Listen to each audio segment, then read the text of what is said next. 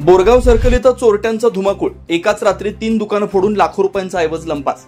निपाणी तालुक्यातील बोरगाव इथं काल रात्री चोरट्यांनी 3 ठिकाणी दुकान फोडून लाखो रुपयांचा ऐवज लंपास केल्यानं व्यापारी वर्गात मोठी खळबळ उडाली आहे। या घटनेमुळे शहरात भीतीचं वातावरण निर्माण झालंय। नागरिकांच्यातून पोलीस प्रशासनाविरोधात तीव्र नाराजी व्यक्त केली जाते। मिळालेल्या माहितीनुसार बोरगाव सर्कलवरील इरफान बाबासाहेब काजी यांचे आई ट्रेंड या नावाचं कापड दुकान आहे। रात्रीच्या सुमारास चोरट्यांनी दुकानाच्या वरील बाजूचा पत्रा फोडून आत प्रवेश केला आणि दुकानातील लॅपटॉप, किमती कपडे व रोकड असा अंदाजे 2 लाख रुपयांचा ऐवज चोरून नेला। याच परिसरात असणाऱ्या मुबारक गौंडे आणि तानाजी मधाळे यांच्या दुकानांनाही चोरट्यांनी लक्ष केलं। दोन्ही दुकानांची पत्रे उचकटून आत प्रवेश करून रोकड रक्कम चोरी करण्यात आली।